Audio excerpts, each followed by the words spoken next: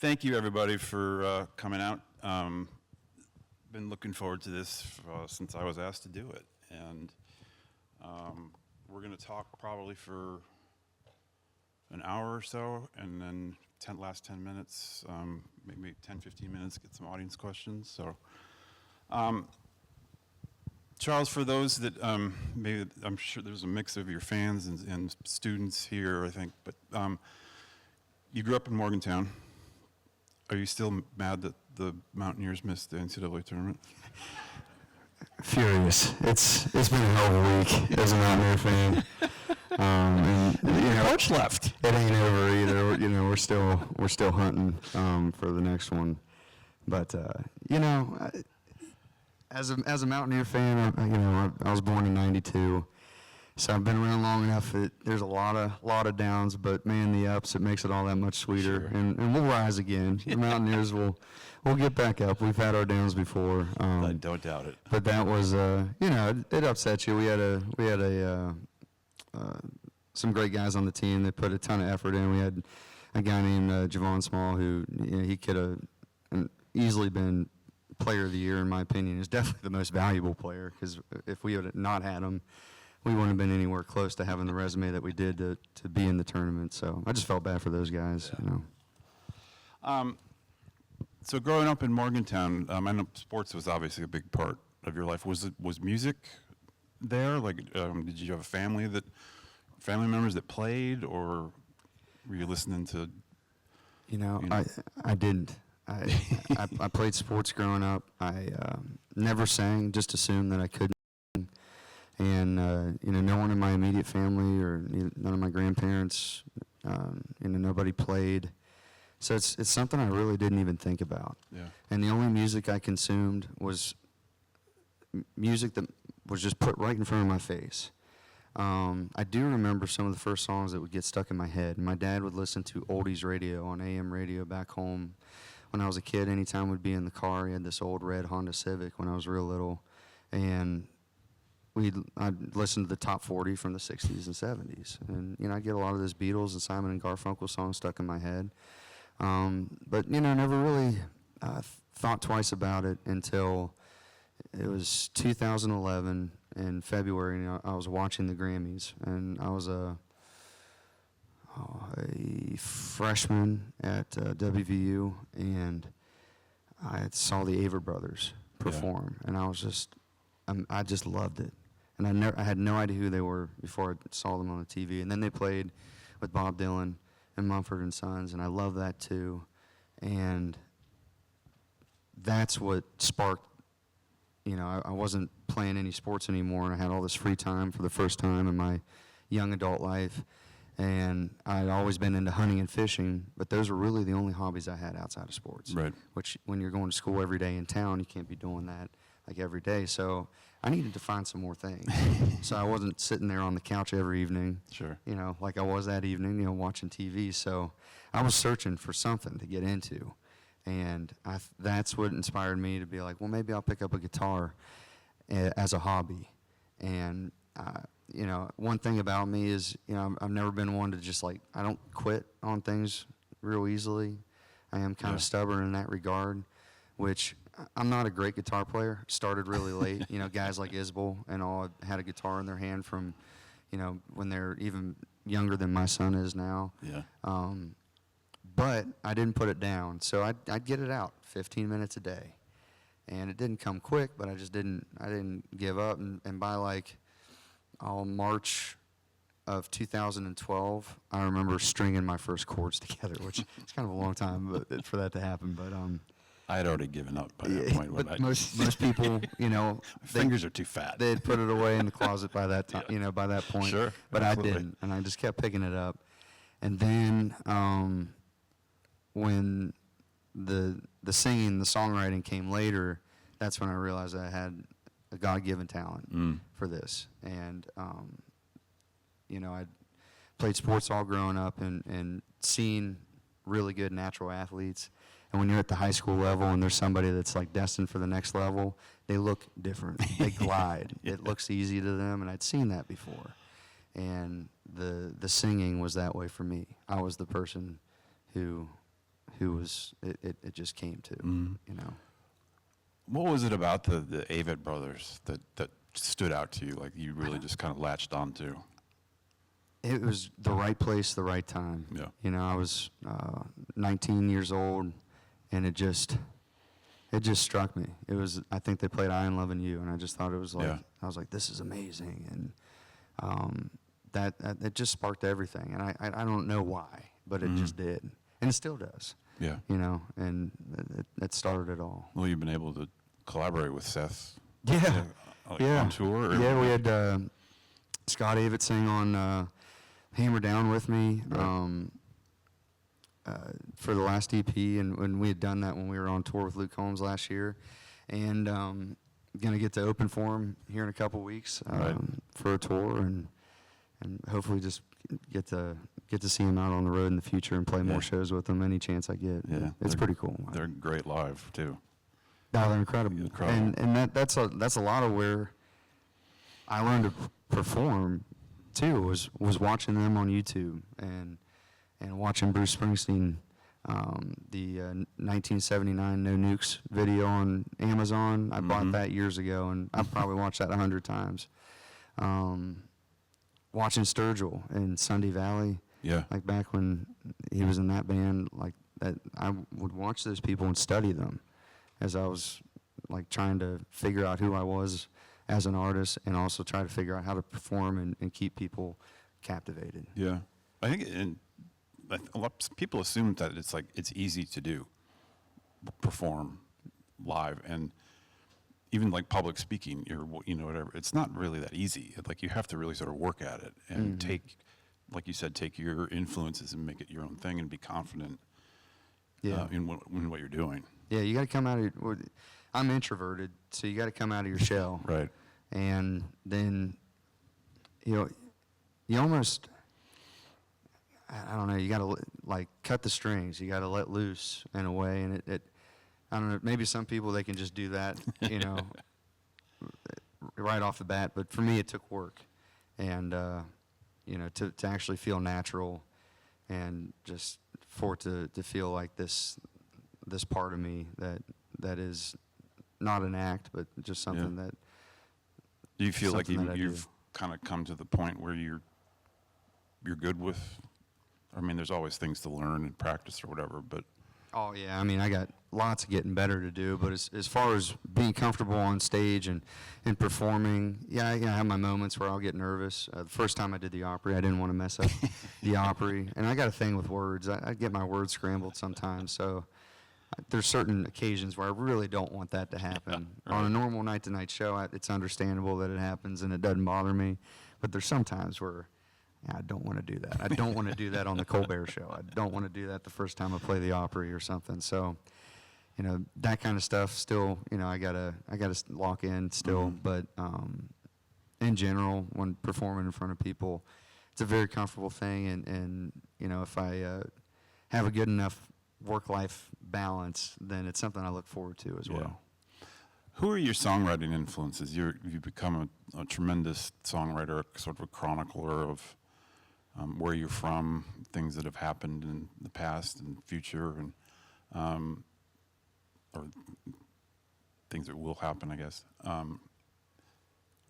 What are your influences? What do you reach for? Yeah, I go through these stages where I'll listen to the same person or the same song or the same album just over and over again for extended periods of time, and then I'll move on to something else. And throughout the years, it's been the Avett Brothers, it's been Bruce Springsteen, it's been Willie Nelson, Chris Christopherson, Guy Clark, Townes Van Zandt. I went through like a 2-year stretch of Townes Van Zandt. Actually, while I was living here in Athens. singer-songwriter does. Yeah, 2017 and 18. That's about all I listened to. But I really like those like story songwriters. And then lately, I've been really into Tony Lane and Tom Douglas, who are they don't even really pursue the artist side of it. They're just really good writers. Yeah. And Laura McKenna. Sure. Man, she's made me cry like nobody else has with music. When you're my age, that song really gets me. But those are just some off the top of my head that, that's what I'm really into. I'm not, again, I got into music so late. There's still so many people I don't know about. There's so many albums out there probably that I haven't listened to that I'm going to end up loving and probably playing on repeat for months at a time at some point in my life that I haven't even discovered yet. Chris Knight's another one. Yeah. Chris Knight, he's who I listened to pump me up when I felt like quitting. Because I spent 6 years playing bars and restaurants and cafes and breweries all around the country and sleeping in the back of my car, just broke as a joke. And Chris Knight was somebody I'd listen to pump me up, to try to like sharpen that edge and just keep going on some of those nights where I think, because I was always self-aware, for better or worse. Sometimes it might be nice to not be self-aware when you're trying to come up in music. So I could always look at myself pretty soberly in the state I was in, and a part of me was saying, you don't need this. You're educated. You can go get a real job and and live a real life and actually take responsibility and buy your girlfriend a ring to propose to her rather than doing this stuff. So anytime I'd have those thoughts creeping into my head, Chris Knight would really pump me up. Yeah. What's on your phone when you go for a run? I'm usually listening to. I'm a big history buff, so I listen to like sports podcasts and then history podcasts a lot, because if I get something real long on, then it makes the long run feel shorter, if that makes sense. Yeah. So like I've been listening to Fall of Civilizations podcast recently, where I'm on the appropriate. Yeah, I'm on the Phoenician, like the Carthage Empire right now. So that's I know that's not normal, but hey, whatever works. Yeah, keeps you out there. What about your stories are your songs are stories. What I'm trying to and a lot of detail.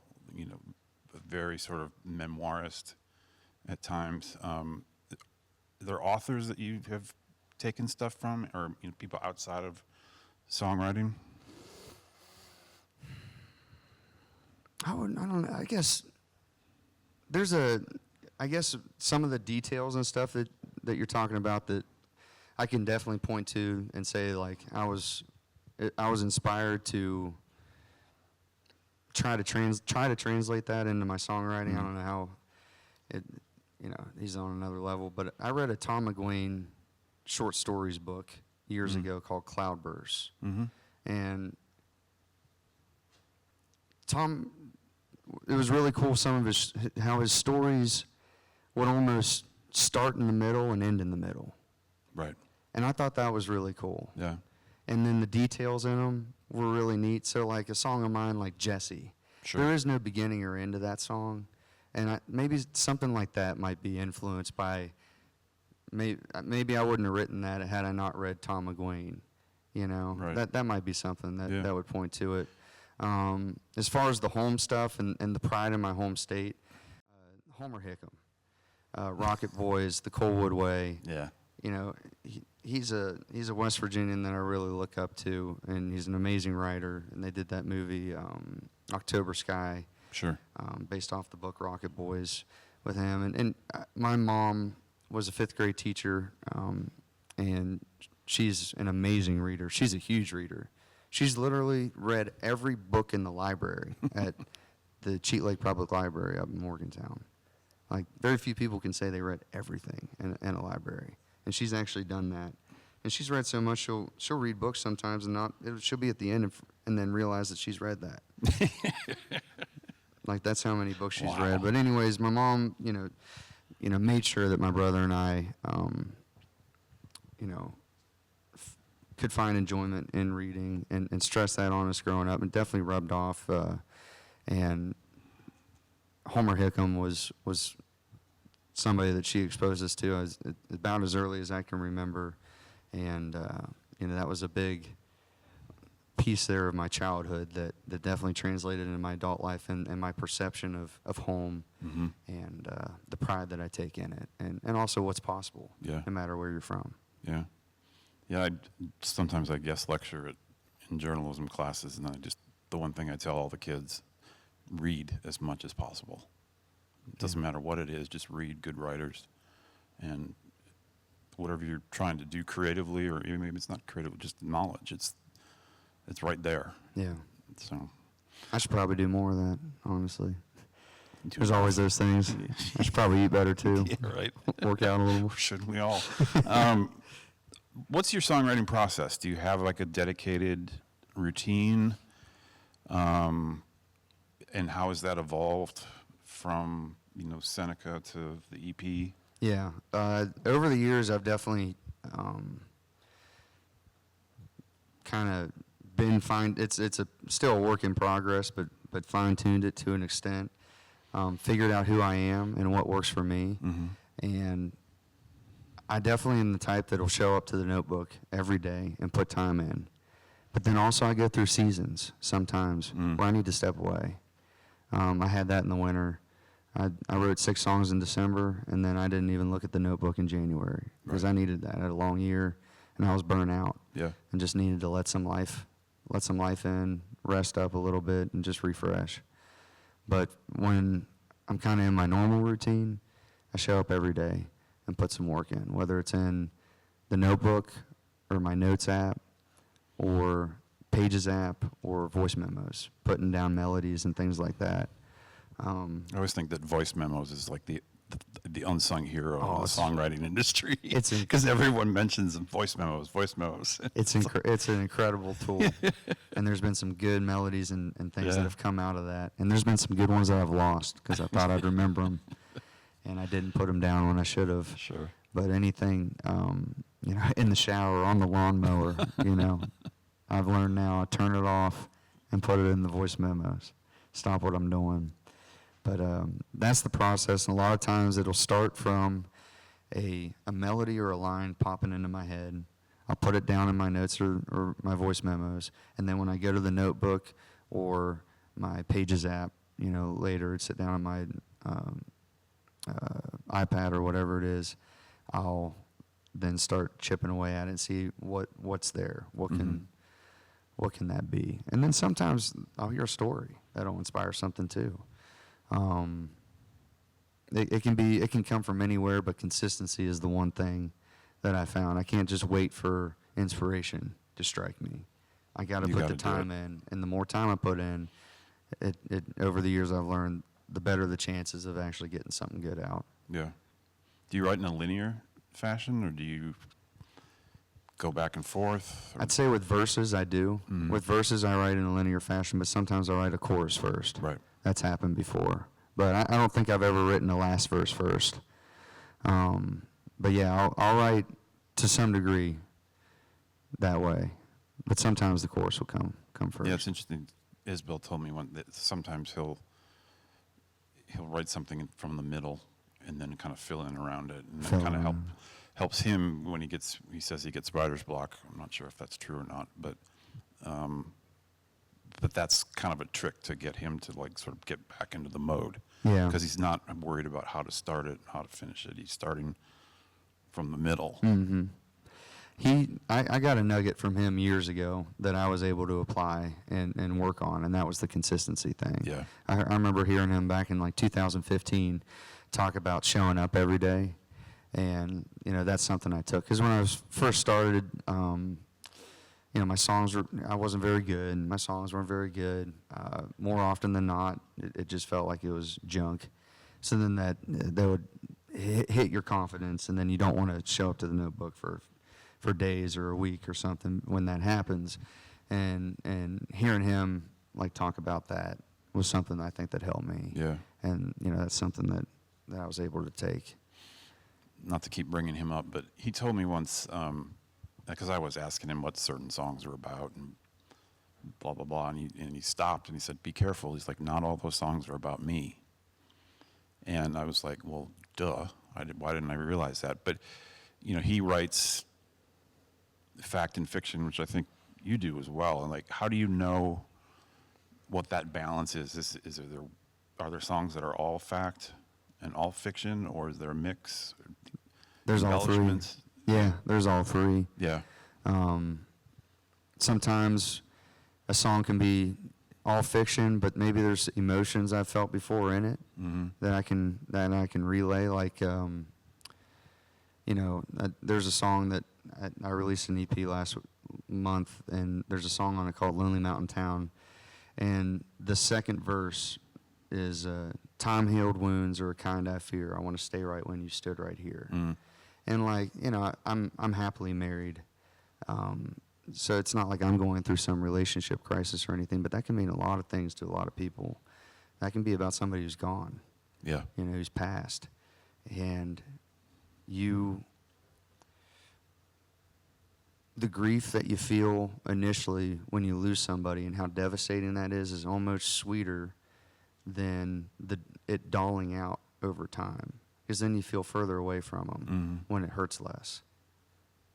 If that makes sense. Yeah. So sometimes you want to grab that. To me, like, I've felt that before. Yeah. Where I've felt guilty if a pain dulls over time, over losing somebody, and then also I've just felt distanced from who I've lost with that dulling over time, and that's something that, even though that song doesn't really, it's not about me, it's kind of a fictional thing, but that's a part of me in there. That's where that came from. Yeah. You have any interest in doing a concept album? Yeah, I mean, I try it for all my albums, to have a common thread, and we were talking there before we went on about working on the next album, and I'm ready to start that now, and it seems like each time I almost have to write my way to it to figure out what it's going to be, and it certainly was that way this time. And there's no way after I released Family Ties that I'd have known, what ended up, what is now on my heart to write about. And it just took work and writing towards that in life. Yeah. Life really played a big part, and you have it's a good young thing. Children? Two I kids? do. I have two, and I got one on the way. Oh. In July. No sleep for the wicked. No, yeah, it's all good. It's all good. So when have you written songs already then for the new album? Oh, yeah. Do you have a catalog of stuff that you can go through and say, I'll choose that one, I'll choose that one, and then also do you keep writing during the recording, and maybe something ends up there that you didn't have a month ago? Yeah, I got 30 songs done last year, and probably about halfway through the year, I knew what direction I wanted to go with the album. And then I started kind of aiming towards that. But I try to be real careful about going in knowing what I want to write about with something. It does help me to keep that open mind, and whatever comes along, comes along. So out of those 30, it ended up being, I got about 3 projects worth of songs that have 3 different sort of common threads between them. So one will be the album, one was the EP I just released, and then there'll be another one that whether it's an album or an EP that has a group of songs that'll fit well. But yeah, as the year went, the album kind of presented itself to me, the thing that was most personal to me and what was on my heart. Can you give us a hint? Faith. Faith. Yeah. Loss of or gain of? Gain. Yeah, last year, my wife and I lost a baby last year in the late summer, and it really, it can do 2 things to a person. It can make them run away or run to, and it made me run to. Yeah. Yeah. You have a song on the EP that was written by Jason Molina. I feel like he's kind of like a Townes Van Zandt sort of character for a lot of songwriters. For people that maybe don't know as much about him, in Magnolia Electric Company, how would you describe him and his songs and what they've meant to you? And I think that's a great way to put it. He's kind of like an indie rock Townes Van Zandt. He was, before my time. I think he died in 2013. But through the Avett Brothers, I found out about him. Right. And I listened to those Magnolia Electric Company albums back when I was in college and loved him. He's just a a great songwriter, and somebody again that has has those songs that if I think a lot of people probably hopefully will be exposed to him through Scott and I covering Hammer Down, and hopefully some other folks will cover some more of his stuff in the future, and people can see how great of an artist he was, and you know, so much of this business is luck. It's keeping yourself together, you know, which, you know, he had substance abuse problems from what I understand, that ended up kind of, you know, he shot himself in the foot, but had all the songwriting talent to have gone as far as, you know, he wanted to. But so that he's an amazing songwriter, and any of the college kids in here, if you've never listened to Magnolia Electric Company, go back and listen to their stuff. They're really cool, and they play restaurants and things like that, and really small clubs, all in the 2000s. And yeah, it's, you know, speaking of Townes Van Zandt, I did like to talk about how somebody can be a legend, but in their lifetime it just doesn't happen for whatever reason. I did a European tour right before COVID in January and February of 2020, and it was up in Denmark, Sweden, and Norway, and I was playing a lot of like 100 to 200 cap rooms, and some of them were like bars, you know, some small little clubs and things, and there were probably like a dozen of those shows that had been stops on Townes Van Zandt's last tour that he ever played. Just months before he'd gone back to Houston. I think it was a heart attack or something. And I remember I ran into a person in a town in Norway called Tromsø, which is, it's way up north, but it's like I don't know, it's kind of like their Aspen or something like that. It looks like it would just be uninhabitable because of the current. People can live up there close to the water. And he had played up there, and I met a guy the night that I had played who had seen him back in '97, was it? And that guy had taken a video of him playing that night on VHS, and then he must, you know, taken his phone and videoed that video, and he was showing me, and I was amazed by it, and you know, it was sad. To see, and yeah, you don't know why. Like it works for some folks and it doesn't for others. Sure. But with Townes Van Zandt, certainly, at least, you know, the art did get to the masses. Yeah. You know. Yeah, absolutely. What's the biggest lesson you've learned during songwriting, or for your songwriting? Oh, the consistency. Yeah. The consistency and a belief in myself. Something I've always, I can't say that, you know, I've done a good job at is, you know, I write for me. That's the thing in this that I found love in. You know, the playing shows, the traveling, being away from home. That's the work side of it. The songwriting part, I really love that, and the feeling I get when I'm done with one. So, you know, the big thing I've learned is don't try to write for other people. Don't try to write what you think people want to hear.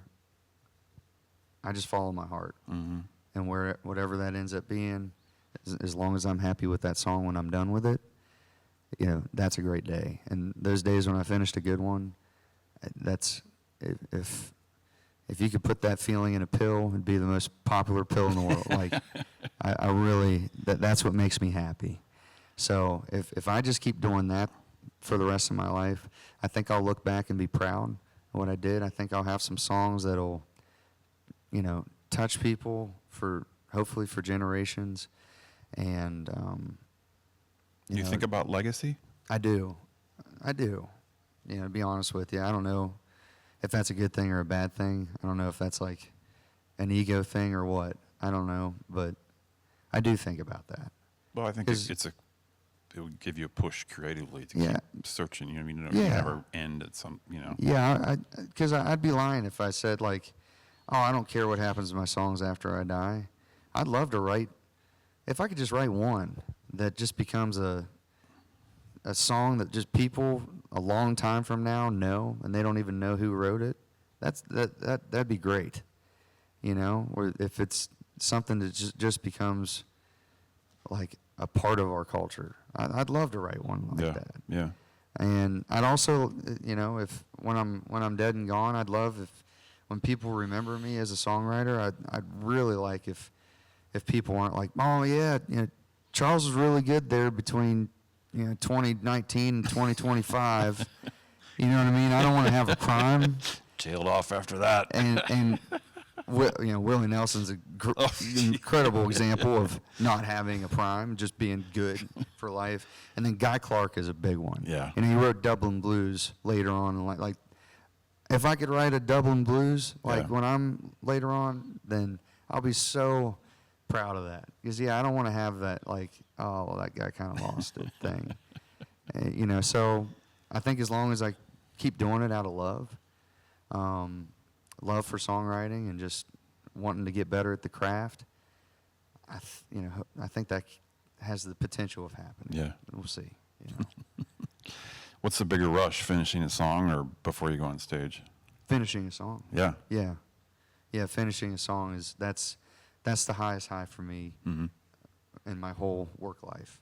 And then I enjoy the studio stuff. So then getting to hear it coming together, I really enjoy that. But the highest high for me is finishing the song, finishing a good one. Sometimes I finish them, I'm like, it feels good just to get it done so you can move on to the next thing, right. even though it's a bad one and it'll never see the light of day. What's the last good song you finished? Last good song I finished was, I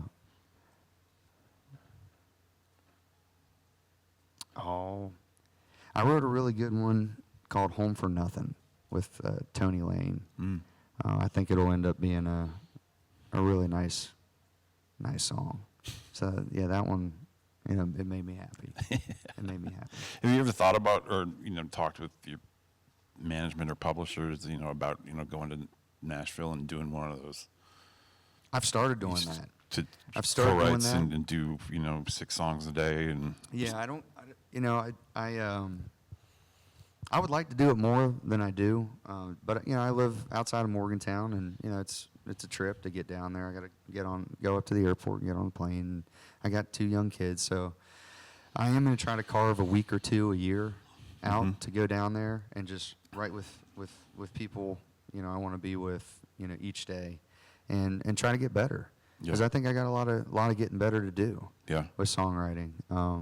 You know, some of my weaknesses, sometimes I think I can be too wordy and not focus on melody enough on choruses. You know, I think a really good chorus has a rise and a catchy melody. Yeah.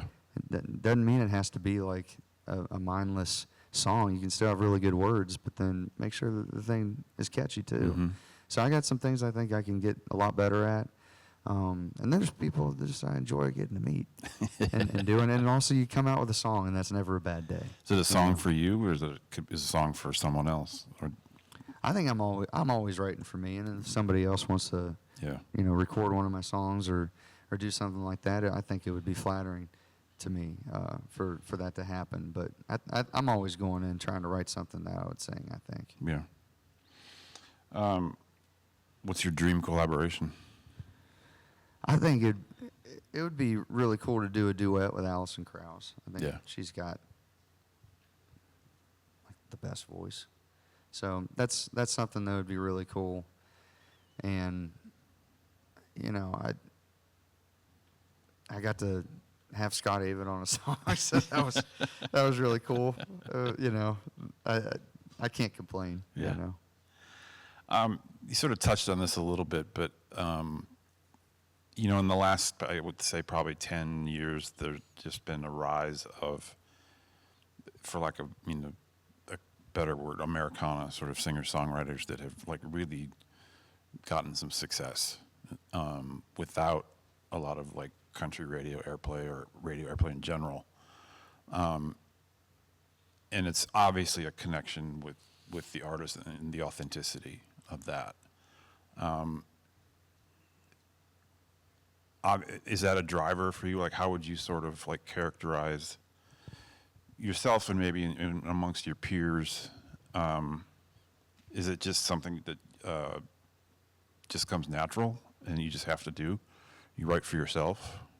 I don't. For me, that was definitely the case. And then, as far as like how, you're right. The people over the last 10 years, it's become this thing where you can have a song, multiple songs or albums. You can go gold and platinum. You can sell out Red Rocks, Madison Square Garden, the Ryman multiple nights. You can become an arena act and never have a radio hit. I think the internet has kind of, that's what's opened it all up. And then I think it's the songwriting that's connected to people, mixed in with culture, right place, right time. It's just, I think it's just a mix of all those things. And I just feel fortunate that, I'm the age that I am, and I came about, in this time frame. Because I think that's a big part of why it has worked so far for me, why, I get to do this. Mm-hmm. If I would have come along and released my first album in 1999 and be sitting here, I don't know if I'd be sitting here with you in 2005. Right. You know what I mean? Mm-hmm. I don't know if it would have been possible, and to be living outside of Morgantown, West Virginia. Right. I think back then you'd almost had to move. You'd have had to go to the city, and maybe go about some of those more, standard, stereotypical pathways. There is no, paved pathway, but there are some more, some paths that are cut a little clearer, for maybe longer periods of time, and that has been a traditional way to go. Is you move to the city and you get to work, you make connections with people, you work on yourself, you try to get better, and through one way or another, something works out and it gives you that grip to grow. Yeah. But I think the last 10 years, I think the internet has made that possible for somebody like me to, spend 5 of those years here in Athens, and then the other 5 in Morgantown, West Virginia, and the 6, before that. Well, trying to make it work. And syncs have become a really powerful tool for a lot of people. That kind of takes place, radio airplay. Yeah. You had one on the last Hunger Games Mm-hmm. soundtrack, and I feel like that has really propelled, not only yourself to reaching new fans, but a lot of acts that have had these like 1 or 2 syncs that just all of a sudden boom, whether it's a pop act or a country act or a rock act. Yeah, I think you're exactly right. I think some of those syncs have been huge. Yeah. For some folks, and it's definitely helped me. Like the Hunger Games movie, and then some of the, whether it's Yellowstone or Tulsa King or Landman or something like that. I think that kind of stuff exposes you to a lot of people as well, and really helps. Right. Just that initial interest. Somebody's like, "Who's that?" Yeah. They Shazam it. And be able, And exactly, then- be able and to get then immediate. They look you up and they like your music. Then they have friends over for dinner one evening, and they got the Bose playing or whatever it is, and your song comes on. The friend's like, "Who's that?" And then next thing you know, you got 8 more people when you go to that area Right. that are coming to your show just out of something that was so indirect of what, it's not like it didn't come from me playing the show there before. It came from a TV show. Yeah. So that undoubtedly helps. I've seen you once live, and I've watched a bunch of YouTube stuff before this, and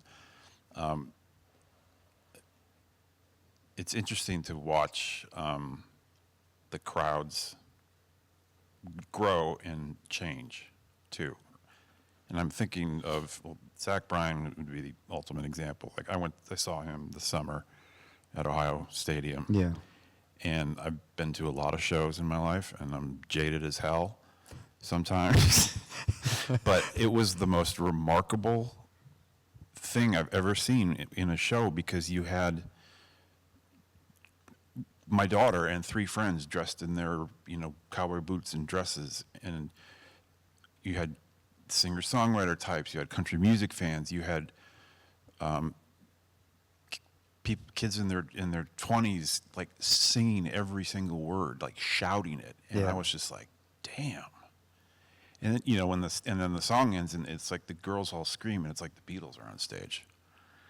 So I'm wondering, like, have you noticed that in your shows? I mean, the expanse of, which I think is great, because you don't have to be just a country fan to go to like country, or you can go experience other genres. Through the internet, obviously, has made that.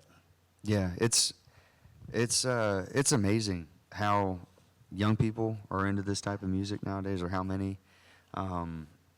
It's something that I didn't expect, in 2019 when I put my first album out. I never expected to have, thousands of kids that are like 23 and under in the front of my shows 6 years down the line. Yeah. And then up in the upper part of the theater, and it probably goes all the way up into folks in their 80s, in the seats up high. And it's just been a mix of who the music's connected with, the word of mouth thing, and then the opportunities I've had over the years of who I've gotten to open for. Yeah. That have, given my music this stamp of approval, and then also who I was able to grab on those tours by the effort that the guys and I put on to our live show. Yeah. So Zach's crowd is real young, and we got to open for him for 3 tours, and we were able to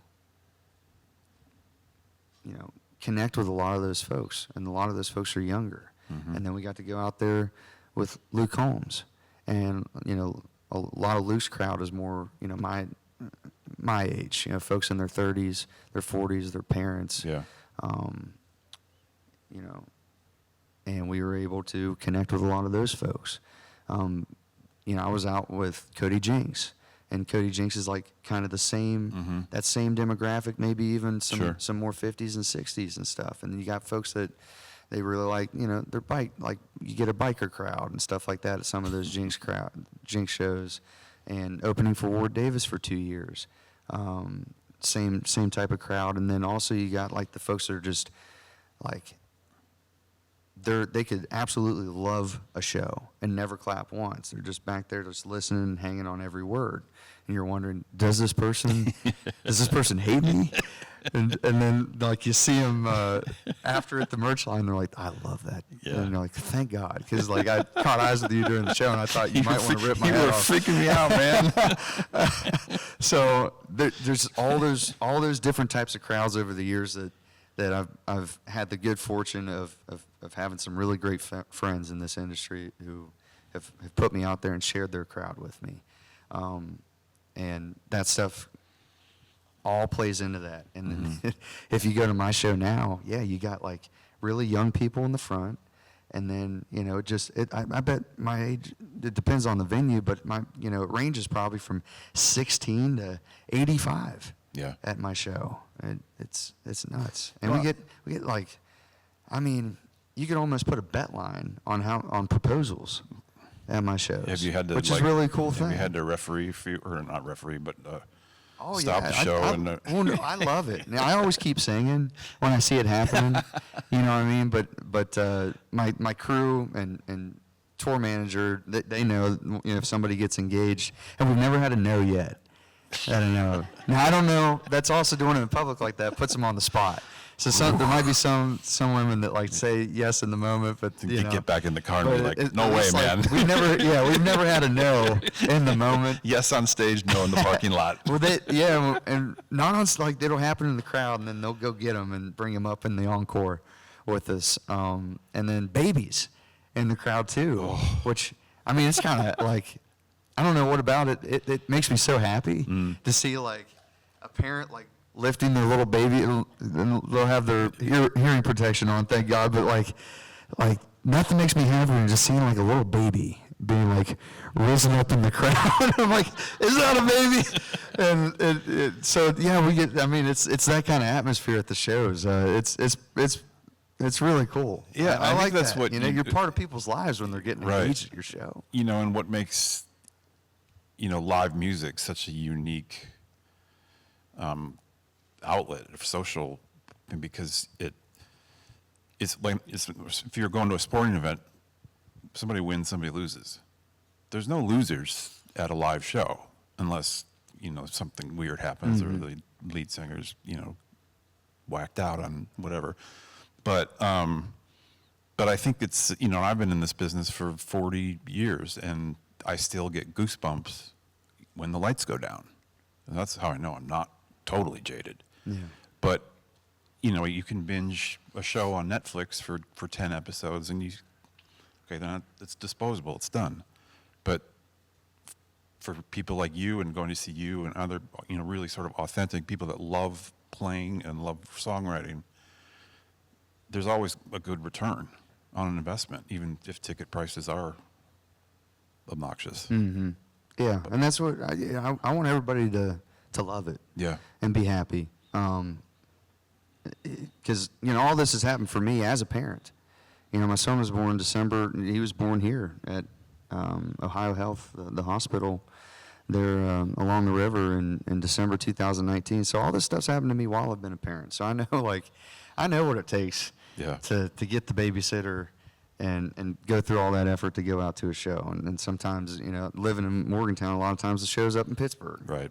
So then you got to drive an hour and a half just to get there, and then you got to drive back. So I know what people go through to go to my shows. So I don't take that lightly. So I always give the best that I have, that evening. And some evenings I'm better than others, Right. but I always give my best. Yeah. And what was we mentioned syncs as being a big part of it, and your decision to stream the shows on Nugs. What went into that? I mean, because I think that's kind of another really important tool for artists who do spend a lot of time on the road and take pride in their live shows, is to, whether it's Billy Strings or Fish or you, I mean. And you bring up Billy Strings. That's I didn't even know what it was, and my manager told me. And and I have a very diehard following, and I think I can say, like, me and my guys are known for a good live show. Yeah. So he brought it up to me that he thought it would be a good idea. And he said, Billy Strings does it. Obviously, Billy Strings has a really diehard following. And he said, I think over time, I think this will be a really cool thing for people to go back and kind of relive those shows and enjoy that and have that with them. So it's not over, like when it's over, and they can listen to that again. And I was like, well, that sounds great to me. There's no overhead. Yeah. Either. They pay for it. Yeah, and as far as everything I've seen, which I don't see everything, but as far as everything I've seen about it, folks seem to enjoy it. So I think it's really cool. And the production value is really high. I mean, those guys have been doing it for years. Yeah. And we did a videoed one in Columbus last month too, and that was really neat. And even though I wish I'd done it at the beginning of the week instead of the end of the week, I was a little hoarse and squawkier than I'd like. But well, cool. Thank you so much for talking. Why don't we can open it up for questions from the audience, if that's cool? I can't even see any. Anyone? Yes. Yes, you. What song did you write the fastest, and how long did it take you? that's a good question. Fastest song I ever wrote might be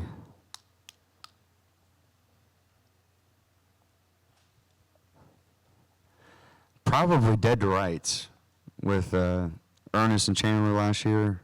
Ernest moves quick. He just spits out the lines. So we got that one done pretty quick.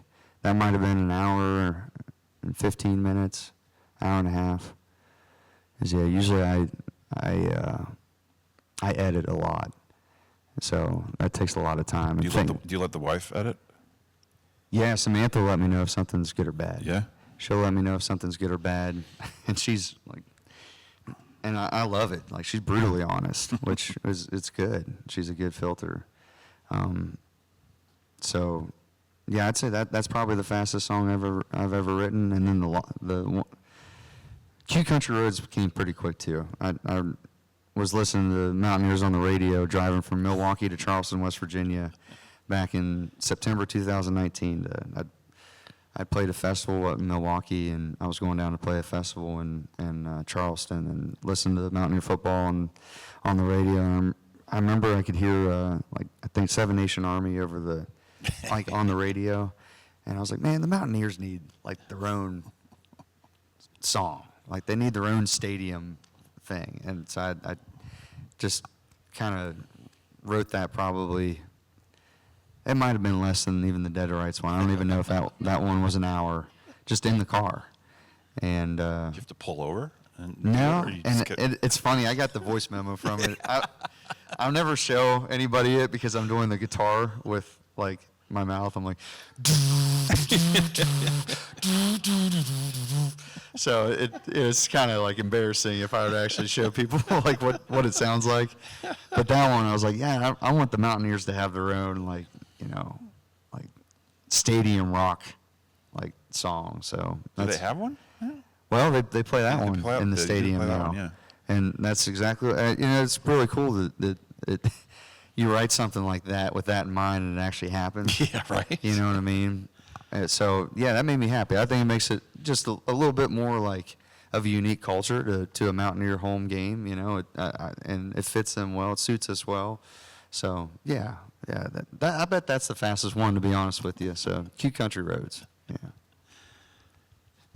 Middle there. Hi. So first of all, the first time I ever listened to When You're My Age, I ugly cried because I have two little girls, and when I send it to all my mom friends, they all had an ugly cry with me. And you get it. Yeah, it made me cry too. Yeah. When I was in the hospital with my second, I actually sang that to her a lot when she was born to try to get her to calm down. Anyway, so I grew up south of Stonewall Resort, and I actually live in Cheat Lake now within shouting distance of the library and school. Yeah. And as a professional, I'm a physician and a historian. And as you move in these regional and national circles, I feel like as a West Virginian who's kind of made it, you have this big pressure to represent this state beyond this monolithic, stereotypic, whatever they want to view us as. And I was just wondering if you feel that same pressure and how you feel like that interferes with or informs your songwriting. I think with the songwriting, hopefully I keep that at a distance. I try not to let that affect what I'm writing. I try to keep that whatever's on my heart at any given time. But as far as the way I conduct myself, and the decisions I make in my public life, and that is on my mind. So I try to, be professional in my work life, with the crew and with your production people and everything. Just I try to be someone that would make anybody proud from back home, and not try to be do anything stupid that would embarrass us or play into any negative stereotypes, so yeah, I try to be the best I can be with that in mind a little bit. Yeah. Front row.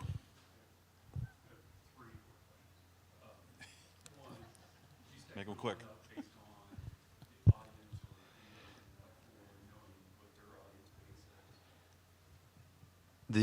Our set list? Yeah, we do. I think about that. We got the Avett Brothers coming up here in a couple weeks. We're going to be opening for them. So I've already started kind of thinking about what might be the best 45 minutes for an Avery Brothers crowd. Because, yeah, like, honestly, I want to go out there and connect with as many of those people as possible to introduce them to my music. So, you know, I might tailor the set a little differently than I would have opening for Ward Davis or Zach Bryan or somebody. Yeah, absolutely.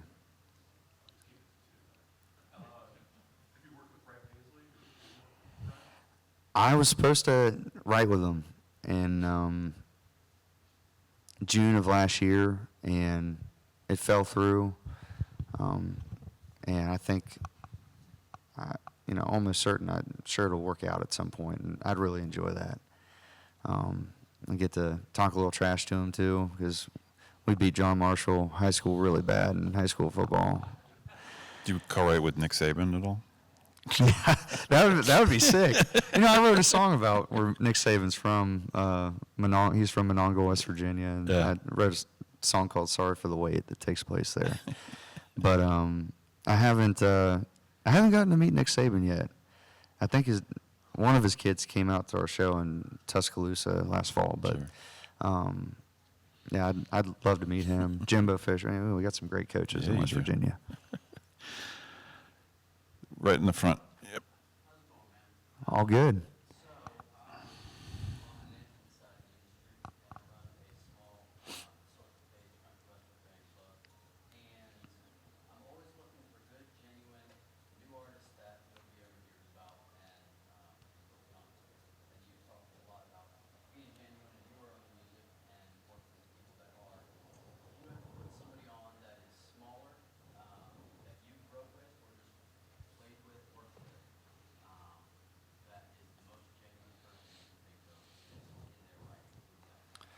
Somebody who doesn't have management?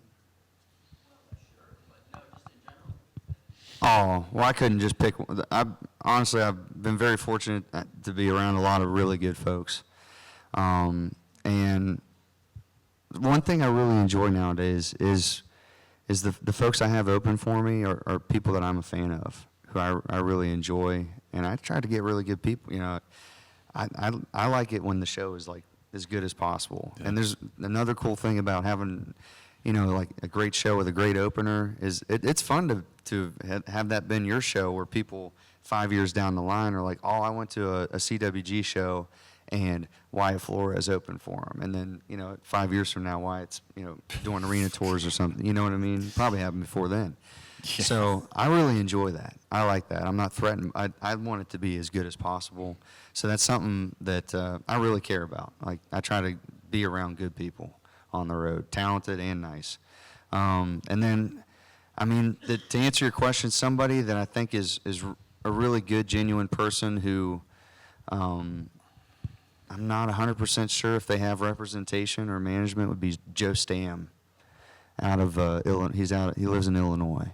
But he's a great songwriter. He opened for us in Sioux Falls and Minneapolis last month. And I think he's a great singer-songwriter, great performer, and he's built up a steady fan base. Anywhere he goes in the country, people show up, which you know how hard that is. You're already in the 1% if that happens. Exactly. And I think that I'm shocked that a good manager hasn't gotten them because, again, that's so hard to find somebody that's built that for themselves, and you're building on a great foundation. Fourth row back on the side there, yeah. You talked about touring and living out of your car at the beginning. What are some moments or people that transitioned your career into what it is now from sleeping in the car? The before and after moment is when Seneca came out. The day that Seneca came out, I could pretty well see that as long as I kept working, everything that has happened since would happen. Some people that have really helped me along the way. This is interesting. So there's Owen Schmidt.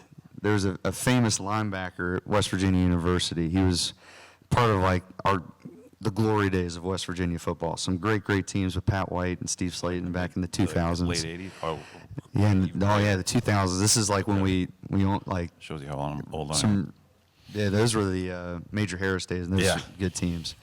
So Owen was a great fullback. He was a walk-on fullback for West Virginia, went on to play in the NFL for 5 years. Then he came back to Morgantown, and he opened up a country venue called Schmidt Saloon. And Owen, honest to God, had a great year. I would have some great people come through that place. He had Stapleton play there in 2013, so, like, he had Coulter Wall and myself.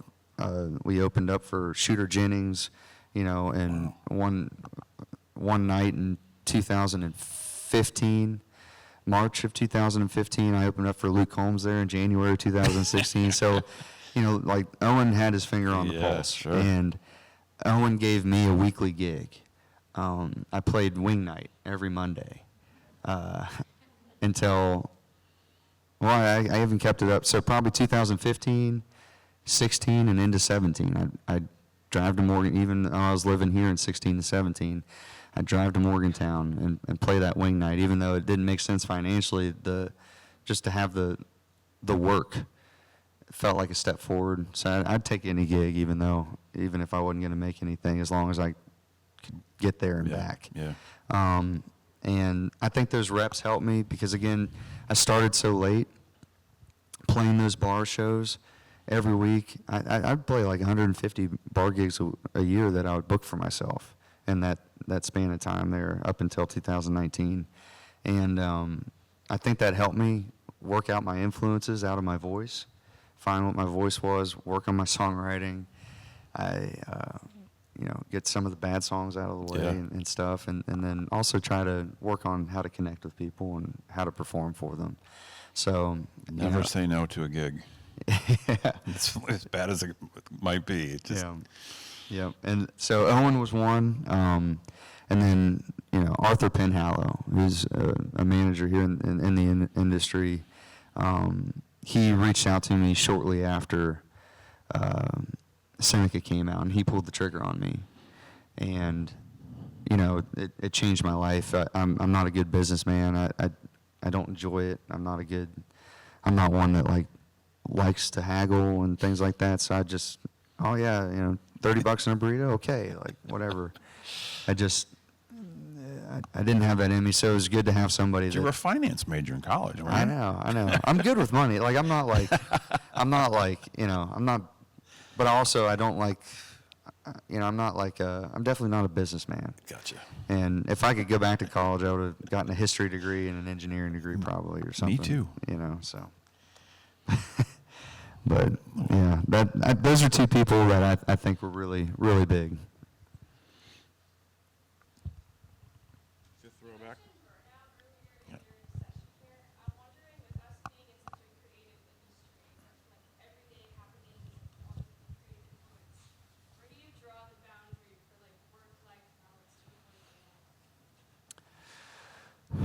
The big battle for me is the travel, is the time away from home and then the time at home, and trying to balance that. The social media stuff and all that it doesn't that's not a huge strain on my life, and it's not something that I stress about. But the traveling does, and that's what burned me out last year. We did 100 shows last year with tons of travel days all in there just because of some of the logistics of the touring that we were doing. And, I'm 12 years into this now, and, there's every year besides the COVID year, has been over 100. And for years it was 150, 160, 150, 140. And then, since 21, it's been like 125. The year that my daughter was born, I took 3 months off. So then I got 100 in 9 months with this is in van touring. So all those travel days and the days that you're gone, even though you're not playing a show. Over 100 again, 23, and then 100 again, 24. And again, what my wife and I, kind of went through last year, just all that combined, I was over it come November. I think I put my phone on Do Not Disturb for 7 weeks and just clocked out, and it was great. Got to live in my house and just enjoy my home and having a daily routine and, being under the same roof with my kids for months in a row. It was good. But that's the kind of stuff that burns me out, is the travel. I turn into a different person if I'm away from home for more than 2 weeks, even if it's just one day. So I got a 24-hour rule. If I can fly anywhere I'm at, if I can get a whole 24-hour period at home, it's worth the effort. So I've done that a lot over the years. First of all, I want to say thank you for coming to Athens. We all appreciate it. But I got 2 quick questions for you. The first one is, when did you really start to notice that all your hard work you put into started to pay off? Again, the day that Seneca came out, that was the big one. From that point on, no matter where I went in the country, there were people that would show up and knew the songs and would buy a ticket. And even if it was 15 people, or everything was different from that day forward. And that was the moment where, it just changed everything. Because, before that, it was just bars and restaurants and cafes doing the 3 and 4 hour thing. And, ever since Seneca, no matter where I go, there's been people. And some nights have been light, but there's always been people, and that's been an incredible thing. And then for the second question, you used to be part of a band called Union Sound Treaty. Yep. Correct? I'm kind of curious. Walk me through kind of how that happened. Because it was back in 2016 you came out with that album right around. Yeah. I was kind of curious, how'd you connect with those guys? And now that you're with the Allegheny High, that band, how do you connect with them as well?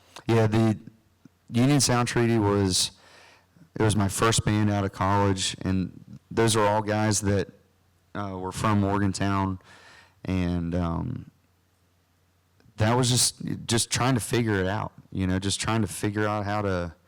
I get asked how do you how do you make it, or how do you do that, or how did you get it? And it's I don't know. You just go out there and do it, and Union Sound Treaty was that. I was just trying to go out there and do it, and trying to find a group of guys that were down to go for that as well.